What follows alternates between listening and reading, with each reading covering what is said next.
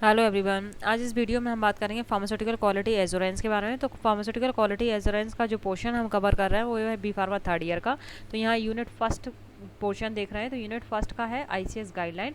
तो ICS guideline में आज हम जो पोर्शन कवर करेंगे वो है आईसीएस स्टेबिलिटी टेस्टिंग। तो यहाँ आईसीएस स्टेबिलिटी टेस्टिंग हम जनरल इंट्रोडक्शन देखने वाले हैं, साथ में ही देखेंगे स्टेबिलिटी टेस्टिंग मेथड।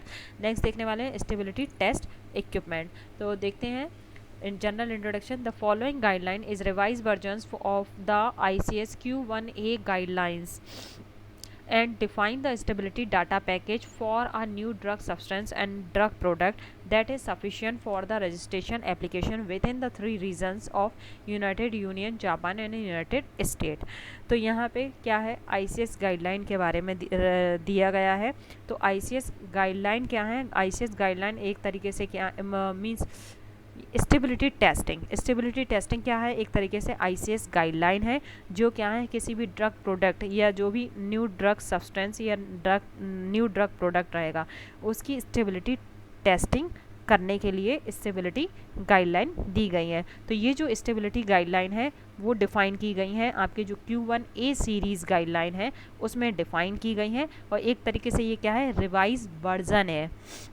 ठीक है, तो स्टेबिलिटी टेस्टिंग जो टेस्ट परफॉर्म होती है, स्टेबिलिटी जो टेस्टिंग परफॉर्म होती है, अगर कोई ड्रग प्रोडक्ट या ड्रग सब्सटेंस की आप स्टेबिलिटी टेस्ट परफॉर्म कर रहे हैं अकॉर्डिंग टू आईसीएस गाइडलाइन, तो यहाँ पे क्या है, जो आपका ड्रग प्रोडक्ट होगा वो ड्रग प्रोडक्ट ईजिली रजिस्टर्ड हो जाएगा इन 3 रीजन्स में, जो क्या है, यूनाइटेड यूनियन, जापान और यूनाइटेड स्टेट।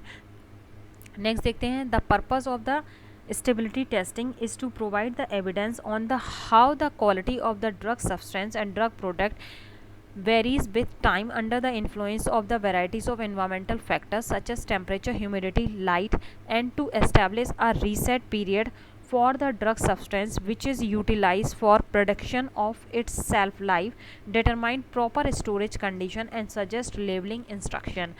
तो जो स्टेबिलिटी टेस्टिंग होती है, मेन पर्पस क्या है स्टेबिलिटी टेस्टिंग का, ड्रग की या कहें ड्रग सब्सटेंस या ड्रग प्रोडक्ट की क्वालिटी को जज करना है कि ड्रग सब्सटेंस ड्रग प्रोडक्ट की क्वालिटी कैसी है।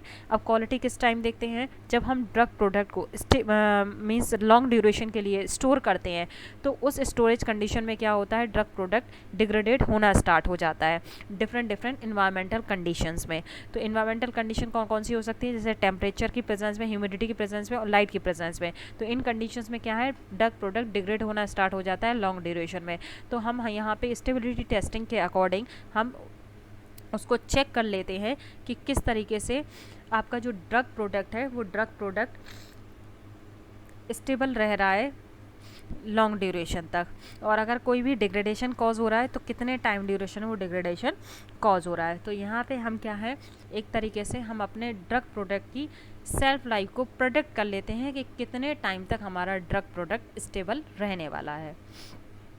The data generated during the stability testing is an important requirement for regulatory approval of any drug or formulation।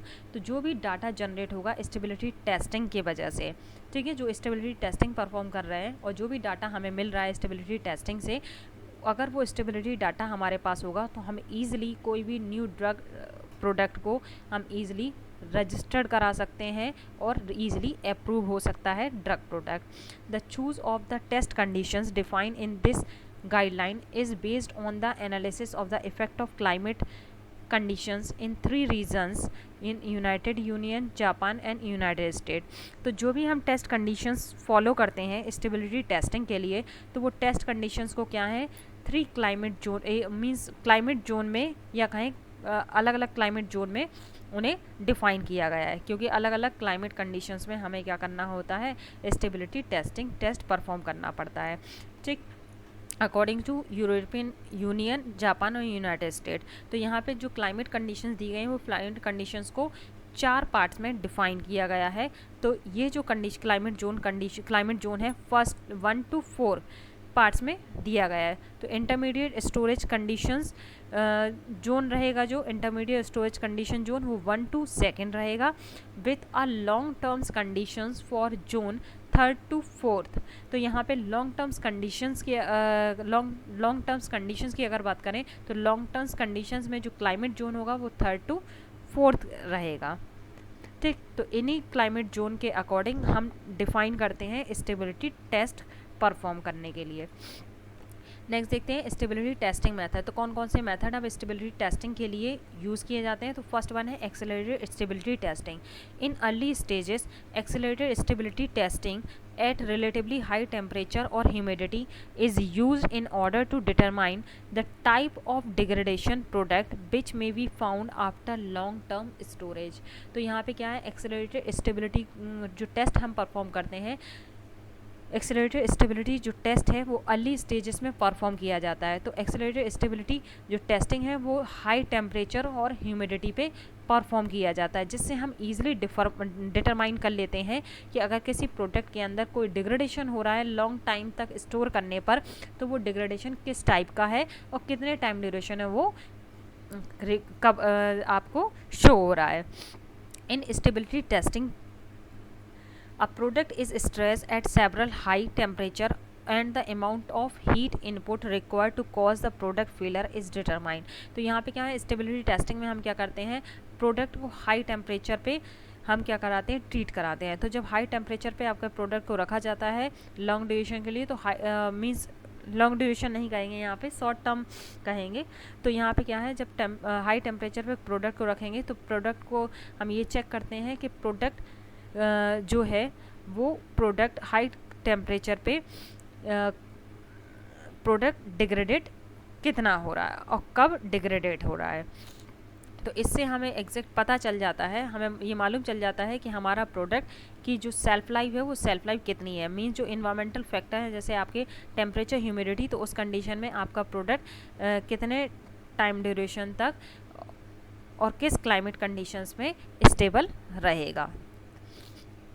Real time stability testing. तो ये नेक्स्ट स्टेबिलिटी टेस्ट है real time stability testing. Real time stability testing is a normally perform for long duration of the test period in order to allow significant product degradations under recommended storage condition. तो real time stability testing में क्या होता है कि long duration के लिए हम जो प्रोडक्ट होता है उसको स्टोर करते हैं। तो लॉन्ग ड्यूरेशन के लिए इस प्रोडक्ट को स्टोर करते हैं, तो इसको क्या है, अलग अलग या कहें अलग अलग स्टोरेज कंडीशंस पे इसको स्टोर किया जाता है। तो इसके लिए अलग अलग स्टोरेज कंडीशन दी जाती हैं। फॉर एग्जांपल जैसे जनरल केसेस स्टोरेज कंडीशन दी जाती हैं जो आपके टेम्परेचर 30 डिग्री 40 डिग्री टेम्परेचर्स होते हैं, 4 डिग्री टेम्परेचर्स होते हैं। Refrigerator conditions means 4 degree Celsius पे स्टोर किया जाता है, फ्रीज कंडीशंस पे। तो अलग अलग टाइम ड्यूरेशन पे मींस अलग अलग स्टोरेज कंडीशन पे जब आप प्रोडक्ट को स्टोर करते हैं तो उसमें किस तरीके का डिग्रेडेशन कॉज हो रहा है और कितने टाइम ड्यूरेशन है। तो यहाँ पे भी क्या है, हम इजीली सेल्फ लाइफ को प्रोडक्ट कर सकते हैं। नेक्स्ट है retain sample stability testing. In this study stability samples are retain storage for at least 1 batch a year are selected. A number of batches marked exceed 50 stability samples from 2 batches are recommended to be taken। तो यहाँ पे क्या है, stability जो retain sample stability testing होती है उसके लिए क्या है, जो हमारे जो सैंपल्स बनाए जाते हैं तो उनको क्या है, उन सैंपल्स के बैचेस को सिलेक्ट किया जाता है। तो एक बैच कम से कम एक साल के लिए, ठीक है, 1 साल के लिए रखा जाता है। तो 1 साल के लिए अगर हम सिलेक्ट कर रहे हैं तो जो बैचेस हमने सिलेक्ट किए हैं अगर वो 50 से ज़्यादा होंगे तो उन बैचेस के क्या करेंगे, 2 पार्ट्स में उन बैचेस को डिवाइड कर लेंगे। The stability samples of every batches may be taken which may be decreases to only 2 to 5% of marketed batch at the later stage. तो जो हमने जो बैचेस लिए थे, ठीक है, स्टार्टिंग में उन बैचेस को हम क्या करेंगे, लॉन्ग ड्यूरेशन तक हम स्टोर करेंगे। फिर उसके बाद देखेंगे अगर उनमें कोई भी चेंजेस आ रहे हैं, तो अगर उनमें कोई भी चेंजेस आ रहे हैं तो वो जो डिक्रीज़ होगा 2 to 5% डिक्रीज़ होना चाहिए, ठीक है, जो पहले के जो हमारे प्रोडक्ट जो हमारा पहले का था बैच उसके अकॉर्डिंग। तो 2 से 5% ही डिक्रीज़ होगा। In this study the stability samples are tested at predetermined interval. तो यहाँ पे क्या है, जो टेस्ट सैंपल है वो टेस्ट सैंपल की जो स्टेबिलिटी टेस्टिंग करेंगे वो स्टेबिलिटी टेस्टिंग क्या है, प्री डिटरमाइंड इंटरवल पे करेंगे। तो इसके लिए क्या है, ऑलरेडी डिसाइड कर लिया जाता है कि कितने कितने टाइम ड्यूरेशन पे हमें इस प्रोडक्ट को स्टेबिलिटी टेस्टिंग करनी है। तो यहाँ पे फॉर एग्जांपल अगर किसी प्रोडक्ट की सेल्फ लाइफ 5 साल रहेगी तो 5 साल वाले प्रोडक्ट की जब हम सैम्पलिंग करेंगे या स्टेबिलिटी टेस्टिंग करेंगे तो उसको अलग अलग मंथ्स में डिवाइड कर देते हैं। For example 3 month, 6 month, 9 month, 12, 18, 24, 36, 48 और 60। तो 5 साल टाइम ड्यूरेशन को 5 साल के टाइम ड्यूरेशन को हम अलग अलग मंथ्स में इस तरीके से हम डिवाइड कर देते हैं। फॉर एग्जांपल अगर हमें कोई प्रोडक्ट हमें 1 साल के लिए हमें स्टोर करना है या 1 साल उसकी self life, 1 year self life है, तो उस प्रोडक्ट की जो स्टेबिलिटी टेस्टिंग है वो हम चेक करेंगे उसकी 1 month, 3 month, 6 month and 12 month, इस तरीके से चेक करते हैं हम। नेक्स्ट देखते हैं stability test equipment. The equipment are use for the stability testing is called stability chamber. तो जो स्टेबिलिटी टेस्टिंग के लिए जो इक्विपमेंट यूज़ किया जाता है उसको कहते हैं हम stability chamber. These are specialized environmental chamber that are simulate the storage condition and enable evaluation of the product stability based on real time accelerated and long terms protocols. तो यहाँ पे क्या है, जो स्टेबिलिटी चैम्बर का use करते हैं stability testing के लिए वो क्या होता है, एक तरीके से इन्वायरमेंटल चैम्बर होता है जिसके अंदर क्या है, एक तरीके से स्टोरेज कंडीशंस इन्वायरमेंटल कंडीशंस के अकॉर्डिंग होती है और इस चैम्बर के अंदर क्या है, हम शॉर्ट टर्म और लॉन्ग टर्म्स के लिए प्रोडक्ट की स्टेबिलिटी को चेक करते हैं। They are able in both walk in and reach in style. तो 2 टाइप के हो सकते हैं ये, वॉक इन और रीच इन स्टाइल। तो यहाँ पे हम वॉक इन के बारे में बात करेंगे। Smaller chamber are prefer for accelerated testing as the retention time of the product is much less in this cabinet. तो यहाँ पे क्या है, अगर एक्सेलरेटेड स्टेबिलिटी टेस्टिंग करना है तो उसके लिए स्मॉलर चैम्बर करेंगे क्योंकि इसमें जो टाइम ड्यूरेशन होता है, जो रिटेंशन टाइम होता है वो बहुत कम होता है। तो एक्सेलरेटेड स्टेबिलिटी टेस्टिंग के लिए स्मॉलर चैम्बर का यूज़ करेंगे। अगर वॉक इन चैम्बर को यूज़ कर रहे हैं तो अगर long term stability test perform करना है लॉन्ग टर्म में तो वॉक इन चैम्बर का यूज़ करेंगे। सच चैम्बर और room are engineer and qualified to ensure the uniform expose of the set of the conditions to all the samples in the chamber. तो यहाँ पे क्या है, जो वॉक इन चैम्बर का हम यूज़ कर रहे हैं लॉन्ग टर्म्स ड्यूरेशन के लिए या कहें स्टेबिलिटी जो टेस्टिंग कर रहे हैं हम वॉक इन चैम्बर के अंदर, तो लॉन्ग टर्म्स स्टेबिलिटी टेस्टिंग कर सकते हैं वॉक इन चैम्बर के अंदर। और दूसरा क्या है, ये जो वॉक इन चैम्बर होता है वो इस तरीके से डिज़ाइन किया जाता है कि जो भी हमने टेस्ट सैंपल लिए हैं और इस चैम्बर में हमने जो सेट किए हैं अपने टेस्ट सैंपल, वो हर एक टेस्ट सैंपल पे जो स्टोरेज कंडीशन है या कहें जो इन्वायरमेंटल कंडीशंस है वो हर एक सैंपल पे इवनली इफ़ेक्ट करे।